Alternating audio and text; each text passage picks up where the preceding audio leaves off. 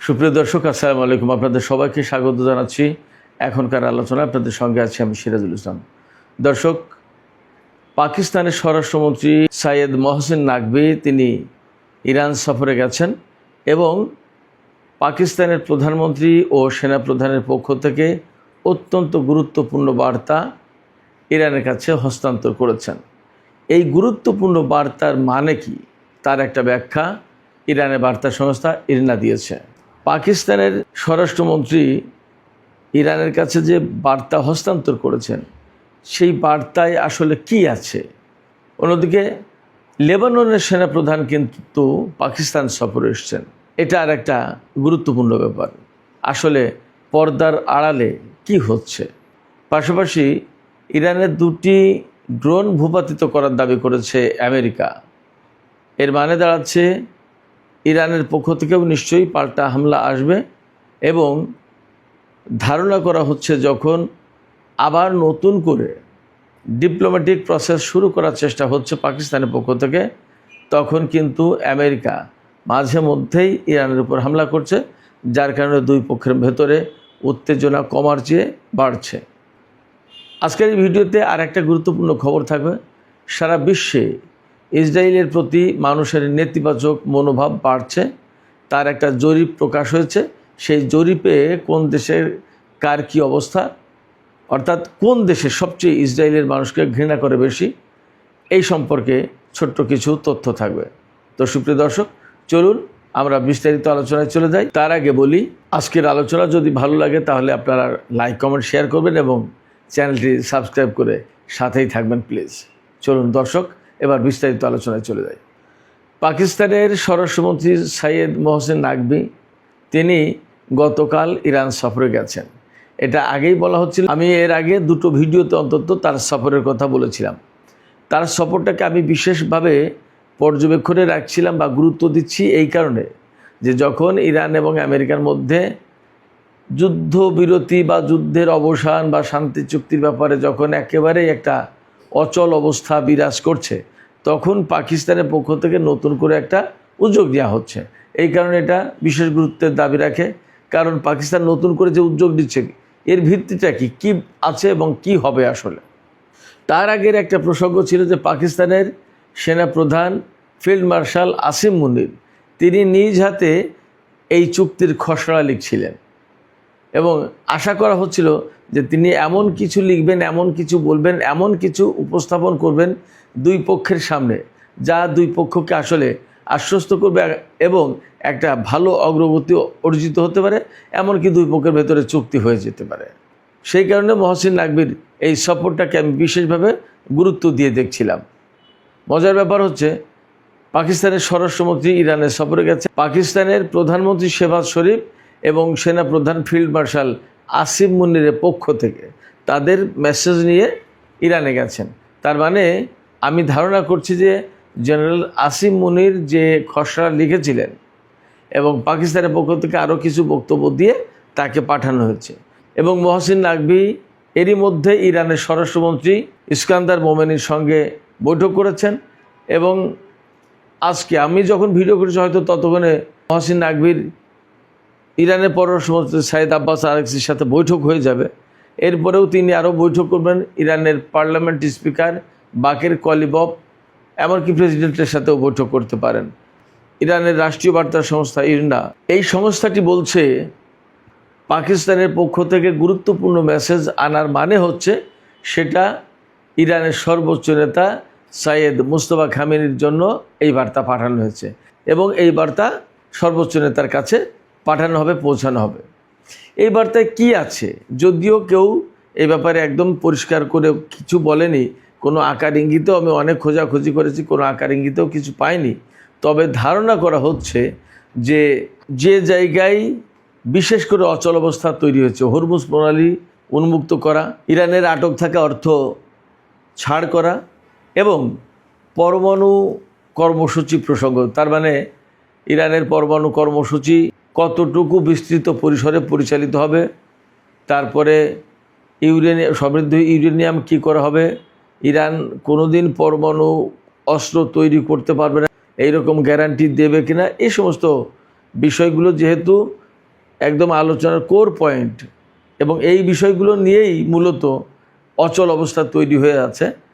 আমি ধারণা করছি যে এই জায়গায় বিশেষ কিছু প্রস্তাবনা পাকিস্তানের পক্ষ থেকে দেয়া হয়েছে, এবং আজকে সম্ভবত পাকিস্তানের ডন পত্রিকাতে আমি দেখলাম যে আমেরিকা বলেছে তাদের হাতে যে অর্থ আটক রয়েছে ইরানের অর্থ, সেই অর্থের অন্তত $10 বিলিয়ন অর্থাৎ 1000 কোটি ডলার মধ্যপ্রাচ্যের দেশগুলোর কাছে পাঠাতে পারে। মধ্যপ্রাচ্যের দেশগুলো বলতে মধ্যপ্রাচ্যের কোনো কোনো দেশের মাধ্যমে ইরানকে দেওয়ার ব্যবস্থা করতে পারে, সেটা একটা ডেভেলপমেন্ট হতে পারে। তবে ইরান বলছে তাদের $24 বিলিয়ন অর্থাৎ 2400 কোটি ডলার আটক আছে। এর অন্তত অর্ধেক অর্থাৎ $12 বিলিয়ন অবশ্যই চুক্তির আগে দিতে হবে ইরানকে। তাহলে ইরান বুঝবে যে হ্যাঁ, আমেরিকার সাথে আলোচনা হতে পারে এবং আমেরিকা কথা রাখবে। তারপরে চুক্তি হয়ে গেলে যখন চুক্তি বাস্তবায়নের প্রশ্ন, তখন বাকি $12 বিলিয়ন দেবে, এইরকম কিছু কথা আছে। তবে আমি যা বুঝতে পারছি, আজকে আর একটা খবর আছে, গুরুত্বপূর্ণ খবর, সেটা হচ্ছে যে আমেরিকার পক্ষ থেকে এই রকম বক্তব্য নাকি দেওয়া হয়েছে। আমেরিকার অর্থমন্ত্রী বেসেন্ট তিনি বলেছেন যে ইরানের যে অর্থ আটক আছে আমেরিকার হাতে, সেই অর্থ হয়তো পারস্য উপসাগরে যে সমস্ত আরব দেশ ইরানের হামলায় ক্ষতিগ্রস্ত হয়েছে তাদের পুনর্গঠনের জন্য এই অর্থ দেয়া হতে পারে। কিন্তু এখানে খুব গুরুত্বপূর্ণ প্রশ্ন আছে। যুদ্ধ হয়েছে আমেরিকা, ইসরায়েল এবং ইরানের মধ্যে, এবং এই যে পারস্য উপসাগরীয় দেশগুলো, সেই দেশগুলোর সাথে সরাসরি ইরানের যুদ্ধ হয়নি। ইরান ওই সমস্ত দেশের উপর হামলা করেছে রাষ্ট্রীয়ভাবে। কুয়েত, বাহরাইন, কাতার, সংযুক্ত আরব আমিরাত, সৌদি আরব কারোর উপর হামলা করেনি। রাষ্ট্র সৌদি আরব বা রাষ্ট্র কুয়েত এদের উপর হামলা করেনি। হামলা করেছে কুয়েত বা সৌদি আরব বা কাতার বা বাহরাইন, সংযুক্ত আরব আমিরাত, এই সব জায়গায় থাকা মার্কিন ঘাঁটি স্থাপনা এবং স্বার্থের উপরে। সেক্ষেত্রে ওখানে যে সমস্ত ক্ষয়ক্ষতি হয়েছে সেগুলো মূলত আমেরিকার ক্ষয়ক্ষতি হওয়ার কথা, কুয়েত, বাহরাইন, সংযুক্ত আরব আমিরাত, সৌদি আরব, কাতার বা আর কারোর ক্ষয়ক্ষতি হওয়ার কথা না। ফলে এই সমস্ত ঘাঁটি বা এই ক্ষয়ক্ষতি যদি ঠিকঠাক করতে হয় তাহলে সেগুলো অবশ্যই মার্কিন অর্থ দিয়ে করতে হবে, ইরানের অর্থ দিয়ে না। এটা গেলে একটা কথা। আর একটা কথা হচ্ছে যেহেতু এই মুহূর্তে আবার নতুন করে পাকিস্তানের পক্ষ থেকে আলোচনার অচল অবস্থা কাটানোর জন্য বার্তা চালাচালি করা হচ্ছে, উদ্যোগ নেওয়া হয়েছে, পাকিস্তানের স্বরাষ্ট্রমন্ত্রীকে ইরানে পাঠানো হয়েছে, এবং নিশ্চয়ই সেখানে আমেরিকার একটা সিগন্যাল আছে যে ঠিক আছে, ইরানে তোমাদের স্বরাষ্ট্রমন্ত্রীকে পাঠাও, আমাদের পক্ষ থেকে এই বক্তব্য নতুন করে ইরানের কাছে পৌঁছাও। তো সেই রকম একটা সময় যদি আমেরিকায় এই ঘোষণা দেয় যে ইরানের যে অর্থ আটক আছে তাদের হাতে, সেই অর্থ দিয়ে উপসাগরীয় দেশগুলোর যে সমস্ত ক্ষয়ক্ষতি হয়েছে সেগুলো পুনর্গঠন করা হবে, তাহলে আমার তো মনে হয় যে পাকিস্তান যে উদ্যোগ নিয়েছে সেই উদ্যোগ সফল হবে না, এবং সেই উদ্যোগ সফল না হলে অবশ্যই আবারও আমেরিকার কারণেই তা হলো না বলে পরিষ্কার হবে। এদিকে 2-3 দিন আগে প্রেসিডেন্ট ডোনাল্ড ট্রাম্প ফক্স নিউজকে দেওয়া সাক্ষাৎকারে বলেছিলেন যে তিনি ইরানের সর্বোচ্চ নেতার সাথে সাক্ষাৎ করতে পারলে খুব খুশি হবেন।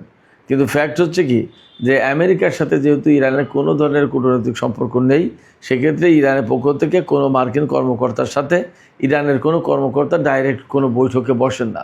ইতিহাস ব্রেক করে গত 12 এপ্রিল পাকিস্তানের রাজধানী ইসলামাবাদে মার্কিন কর্মকর্তাদের সাথে ইরানি কর্মকর্তাদের সরাসরি বৈঠক হয়েছিল একটা বিশেষ প্রেক্ষাপটে, যে একটা চুক্তি হয়ে যায় এই রকম একটা অবস্থার প্রেক্ষাপটে। কিন্তু সেই চুক্তি বেসিক্যালি ইসরায়েলের চাপের মুখে করেনি আমেরিকা, এবং আমেরিকা সরে গেছে। যাই হোক, সেক্ষেত্রে ইরানের সর্বোচ্চ নেতার সাথে ডোনাল্ড ট্রাম্পের বৈঠক আয়োজনের তো কোনো প্রশ্নই আসে না, ইরানের পক্ষ থেকে এটা ভাবাই হবে না। এক, দ্বিতীয় কথা হচ্ছে যে যেহেতু ইরানের সর্বোচ্চ নেতার বাবাকে অর্থাৎ সাইয়েদ আলী খামেনিকে হত্যা করেছে আমেরিকা, সেক্ষেত্রে আমেরিকার সাথে আলোচনা করার প্রশ্ন ইরানের সামনে বা ইরানের সর্বোচ্চ নেতার সামনে নেই। এটা বরং একটা ঘৃণার ব্যাপার তাদের কাছে, আমি ব্যক্তিগতভাবে যা মনে করছি। যাই হোক, সুপ্রিয় দর্শকের পাশে আর একটা গুরুত্বপূর্ণ খবর আছে। লেবানন এবং ইসরায়েলের ভেতরে তো সংঘাত চলছে, যদিও লেবানন এবং ইসরায়েলের দুই প্রতিনিধি দল অর্থাৎ সরকারি প্রতিনিধি দল যুদ্ধবিরতির চুক্তিতে সই করেছে, বাট ইসরায়েল কিন্তু লেবাননে হামলা বন্ধ করেনি। আর লেবাননে যেহেতু ইসরায়েলের হামলা বন্ধ হয়নি, সেক্ষেত্রে লেবাননের যে প্রতিরোধকামী সংগঠনটা তারাও তাদের হামলা বন্ধ করেন এবং তারা এই যুদ্ধবিরতি চুক্তিকে গোলামি চুক্তি বলে এটাকে নাকচ করেছে। এই প্রেক্ষাপটে লেবাননের প্রতিরোধকামী সংগঠনের সাথে ইসরায়েলের সামরিক বাহিনীর যুদ্ধ বা সংঘাত অব্যাহত রয়েছে। এই অবস্থায় গতকাল অন্তত 2 জন ইসরায়েলি সেনা নিহত হয়েছে লেবাননের প্রতিরোধকামী সংগঠনের পাল্টা হামলায়। এর ভেতরে একজন কমান্ডো ব্রিগেডের ক্যাপ্টেন রয়েছেন, তিনি একজন কর্মকর্তা অফিসার লেভেলের সেনা, তিনি মারা গেছেন। এছাড়া একজন সার্জেন্ট মারা গেছেন লেবাননের প্রতিরোধকামীদের হামলায়। তাতে বলা যায় ইসরায়েল খানিকটা বিপর্যয়ের মুখে পড়েছে। ইসরায়েলের কোনো একজন সেনা মারা যাওয়া বা আটক হওয়া বা আহত হওয়া কিন্তু এটা অনেক বড় ব্যাপার। সেই জায়গায় শনিবারের ভেতরে 2 সেনার মৃত্যুর খবর, এটা কিন্তু ইসরায়েলের জন্য একটা বিপর্যয় বটে। আমরা জানি ইসরায়েল লেবানন যে যুদ্ধবিরতির ব্যাপার, সেই ব্যাপারে ইসরায়েলের প্রেসিডেন্ট তিনি কিন্তু ইরানের বিরুদ্ধে অনেকটা কড়া সমালোচনা করেছেন এবং ইরানকে লেবাননে হস্তক্ষেপ না করার জন্য বলেছেন অনেক কথা। আমি গতকাল 2টো ভিডিওতে এনে কম বেশি কথা বলেছি। আমি আবারও স্মরণ করে দিই, লেবাননের প্রেসিডেন্ট কিন্তু খ্রিস্টান সম্প্রদায় থেকে হন। মজার তথ্য হচ্ছে যে লেবাননের যে সেনাপ্রধান তিনিও কিন্তু খ্রিস্টান সম্প্রদায় থেকে হন, ডেপুটি স্পিকার খ্রিস্টান সম্প্রদায় থেকে, শুধুমাত্র প্রধানমন্ত্রী সুন্নি মুসলিম সম্প্রদায় থেকে, আর পার্লামেন্টের স্পিকার শিয়া মাযহাব থেকে। প্রেসিডেন্ট, ডেপুটি স্পিকার এবং সেনাপ্রধান এই 3 জন কিন্তু খ্রিস্টান সম্প্রদায় থেকে। যা হোক, লেবাননের সেনাপ্রধান রোদলফ হাইকাল তিনি পাকিস্তান সফরে এসেছে। বলা হয়েছে এই প্রশিক্ষণজনিত বিষয় এই সমস্ত নিয়ে পাকিস্তান সফরে গেছেন, কিন্তু একেবারে ঘনিষ্ঠভাবে ধারণা করা হচ্ছে, একেবারে জোরালোভাবে ধারণা করা হচ্ছে তিনি ইসরায়েল লেবানন যুদ্ধবিরতির প্রসঙ্গ এবং ইরান প্রসঙ্গ নিয়ে আলোচনা করবেন পাকিস্তানের সেনাপ্রধানের সাথে। কারণ পাকিস্তানের সেনাপ্রধান ইরান আমেরিকার মধ্যে যে যুদ্ধবিরতির চুক্তি বা আলোচনা হচ্ছে এই ব্যাপারে পাকিস্তানের সেনাপ্রধানের গুরুত্বপূর্ণ ভূমিকা রয়েছে। সেই কারণে লেবাননের সেনাপ্রধান পাকিস্তানের সেনাপ্রধানের সাথে আলোচনা করতে এসেছেন হিজবুল্লাহ, ইসরায়েল, লেবানন এবং ইরান এই 4টা প্রসঙ্গ নিয়ে। অর্থাৎ এখানে যে একটা জটিল প্যাচ আছে, গুরুত্বপূর্ণ কতগুলো ঘটনা আছে, এই বিষয়গুলো নিয়ে তিনি পাকিস্তানের সেনাপ্রধানের সাথে আলোচনা করবেন। দেখা যাক তিনি কি আলোচনা করেন এবং পাকিস্তানের সেনাপ্রধান কি বলেন এবং পরিস্থিতি আসলে কোথায় যায়। তবে এটা ঠিক যে লেবাননের প্রতিরোধকামী সংগঠন একদম সুস্পষ্ট করে বলেছে, লেবানন থেকে সমস্ত ইসরায়েলি সেনা প্রত্যাহার না করা পর্যন্ত তারা যুদ্ধবিরতি মানবে না। ফলে লেবাননের প্রতিরোধকামী সংগঠনের যোদ্ধাদের এই অবস্থান অবশ্যই বিবেচনায় নিতে হবে বলে আমি মনে করি। সুপ্রিয় দর্শক, এখনকার আলোচনার শেষ পর্যায়ে বিশ্বব্যাপী ইসরায়েলের প্রতি যে মানুষের নেতিবাচক দৃষ্টিভঙ্গি বাড়ছে, নেতিবাচক মনোভাব বাড়ছে, এই ব্যাপারে পিউ রিসার্চ সেন্টার আমেরিকার একটা জরিপ করেছে। এই জরিপটা চালানো হয়েছে প্রায় 2 মাসের বেশি সময় ধরে। তো এই জরিপে উঠে এসেছে এক মারাত্মক তথ্য, যে তথ্য শুনলে আপনারা অবাক হতে পারেন। এই জরিপ চালানো হয়েছে মোট 28টি দেশে, তার ভিতরে নাইজেরিয়া, উগান্ডা, ভারত সহ সম্ভবত 5 থেকে 7টি দেশে ইসরায়েলের প্রতি মানুষের নেতিবাচক মনোভাব কম, আর বাদবাকি সব দেশে অনেক বেশি নেতিবাচক মনোভাব ইসরায়েলিদের প্রতি। এর ভেতরে সবচেয়ে তুরস্কের মানুষের ভেতরে ইসরায়েলের প্রতি নেতিবাচক মনোভাব বেশি, 97%। অর্থাৎ তুরস্কের 100 জনের ভেতরে 97 জন ইসরায়েলের লোকজন ইসরায়েলের প্রতি নেগেটিভ মনোভাব পোষণ করে। অর্থাৎ তারা ইসরায়েলকে ভালো দেশ না, একটা বাজে শক্তি, দখলদার বা উগ্রবাদী বা বর্ণবাদী এই সমস্ত হিসেবে দেখে। তার মানে ইসরায়েলকে ভালো চোখে দেখে না তুরস্কের শতকরা 97% মানুষ। এটা গুরুত্বপূর্ণ একটা ব্যাপার। এরপরে জাপানের কথা চিন্তা করেন, যে দেশের মানুষ একেবারেই চুপচাপ শান্তিপ্রিয়, সেই দেশের 83% মানুষ, 83% মানুষ পছন্দ করে না ইসরায়েলকে। এরপরে স্পেন এবং সুইডেন, ইউরোপের দেশ যেখানে ইহুদিদের ব্যাপারে এত দরদ, সেই জায়গায় স্পেন এবং সুইডেনের শতকরা 78% মানুষ ইসরায়েলকে পছন্দ করে না। হাঙ্গেরিতে, ইউরোপের দেশ হাঙ্গেরিতে ইহুদিদের প্রতি অনেক বেশি সফট কর্নার রয়েছে। হাঙ্গেরি যে সরকার ছিল কিছুদিন আগে যে ভোট হলো, ভোটে পরাজিত হয়ে হাঙ্গেরির প্রধানমন্ত্রী যিনি পরাজিত হলেন, তার সরকারের আমলে ইসরায়েলের সাথে তাদের ব্যাপক সম্পর্ক ছিল। ইসরায়েলের প্রধানমন্ত্রী সহ যে সেনাপ্রধান এবং সাবেক প্রতিরক্ষা মন্ত্রীর বিরুদ্ধে যে আন্তর্জাতিক অপরাধ আদালত যে গ্রেপ্তারি পরোয়ানা জারি করেছিল, সেই পরোয়ানা বাস্তবায়ন না করার ঘোষণা দিয়েছিলেন এই হাঙ্গেরির প্রধানমন্ত্রী, সাবেক প্রধানমন্ত্রী। সেই দেশ এত সফট ইসরায়েলের প্রতি, তারপরেও সেই দেশের 54% মানুষ, শতকরা 54% মানুষ ইসরায়েলকে অপছন্দ করে, ঘৃণা করে। এমনকি আমেরিকার বেশিরভাগ মানুষ, প্রায় 60% সম্ভবত মানুষ ইসরায়েলকে বা ইহুদিদেরকে পছন্দ করে না। এবং আমেরিকার লিবারাল যে সমস্ত মানুষ, তাদের ভেতরে 83% মানুষ ইসরায়েলকে পছন্দ করে না। আর কনজারভেটিভ যারা, তারা একটু পছন্দ করে, কনজারভেটিভের ভিতরে রিপাবলিকানদের সংখ্যাটা বেশি। তার মানে দাঁড়াচ্ছে কি, বিশ্বব্যাপী ইসরায়েলের অবস্থান দিনকে দিন ভীষণভাবে নেতিবাচক হয়ে যাচ্ছে।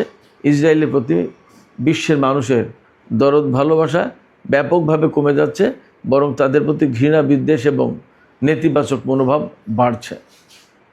তো সুপ্রিয় দর্শক, আজকের আলোচনা এখানেই শেষ করতে চাই। যাবার আগে আপনাদের কাছে জানতে চাই আপনাদের চিন্তা ভাবনা কি। এই যে পাকিস্তানের স্বরাষ্ট্রমন্ত্রী ইরানে গেলেন এবং গুরুত্বপূর্ণ বার্তা দিলেন, এই যে গুরুত্বপূর্ণ বার্তা দেয়া হলো, তাতে কি আপনাদের কাছে মনে হচ্ছে আসলে আমেরিকা এবং ইরানের মধ্যকার যে অচল অবস্থা, এই অচল অবস্থার অবসান ঘটিয়ে একটা চুক্তি হবে?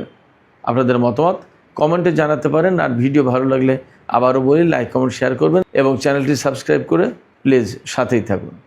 সুপ্রিয় দর্শক, আপনাদের সবাইকে অনেক ধন্যবাদ। আল্লাহ হাফেজ।